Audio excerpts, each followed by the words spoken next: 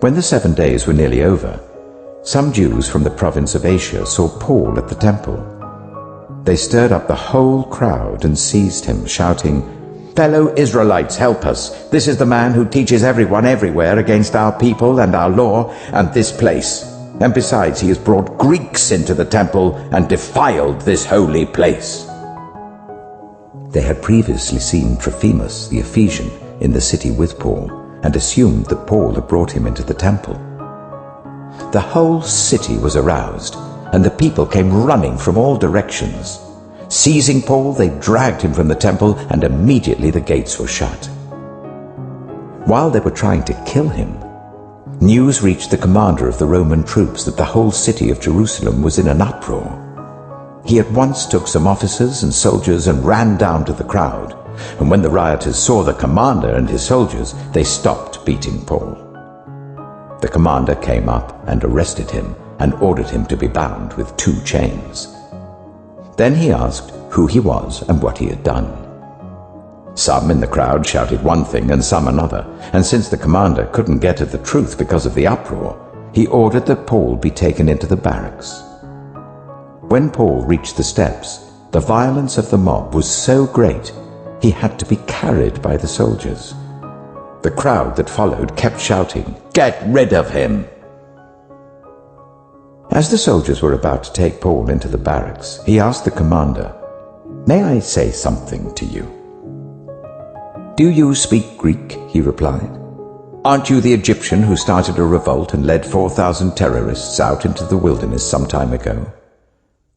Paul answered, "I am a Jew from Tarsus in Cilicia, a citizen of no ordinary city. Please let me speak to the people." After receiving the commander's permission, Paul stood on the steps and motioned to the crowd. When they were all silent, he said to them in Aramaic, "Brothers and fathers, listen now to my defense." And when they heard him speak to them in Aramaic, they became very quiet. Then Paul said, "I am a Jew, born in Tarsus of Cilicia, but brought up in this city. I studied under Gamaliel and was thoroughly trained in the law of our ancestors. I was just as zealous for God as any of you are today. I persecuted the followers of this way to their death, arresting both men and women and throwing them into prison, as the high priest and all the council can themselves testify.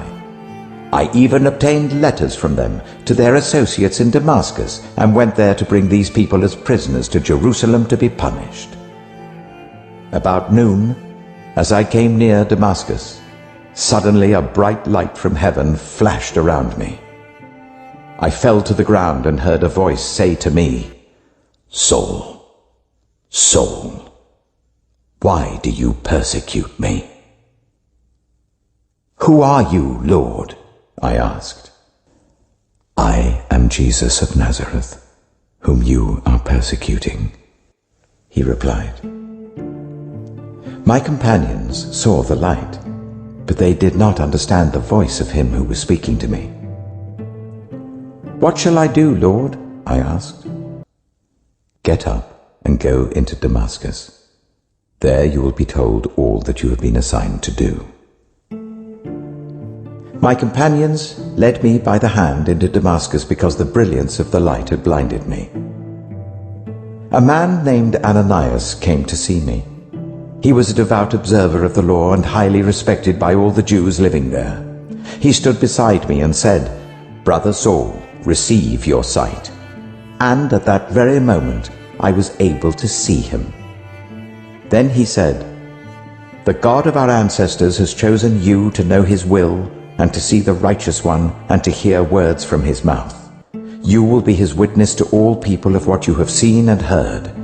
And now, what are you waiting for? Get up, be baptized, and wash your sins away, calling on his name.' When I returned to Jerusalem and was praying at the temple, I fell into a trance and saw the Lord speaking to me. 'Quick, leave Jerusalem immediately, because the people here will not accept your testimony about me.' 'Lord, These people know that I went from one synagogue to another to imprison and beat those who believe in you. And when the blood of your martyr Stephen was shed, I stood there giving my approval and guarding the clothes of those who were killing him. Then the Lord said to me, Go, I will send you far away to the Gentiles. The crowd listened to Paul until he said this. Then they raised their voices and shouted, Rid the earth of him, he's not fit to live. As they were shouting and throwing off their cloaks and flinging dust into the air, the commander ordered that Paul be taken into the barracks. He directed that he be flogged and interrogated in order to find out why the people were shouting at him like this.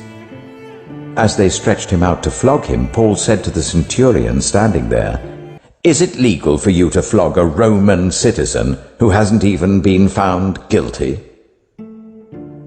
When the centurion heard this, he went to the commander and reported it. What are you going to do? He asked. This man is a Roman citizen. The commander went to Paul and asked, Tell me, are you a Roman citizen? Yes, I am, he answered. Then the commander said, I had to pay a lot of money for my citizenship. But I was born a citizen, Paul replied. Those who were about to interrogate him withdrew immediately. The commander himself was alarmed when he realized that he had put Paul, a Roman citizen, in chains. The commander wanted to find out exactly why Paul was being accused by the Jews. So the next day he released him and ordered the chief priests and all the members of the Sanhedrin to assemble. Then he brought Paul and set him before them.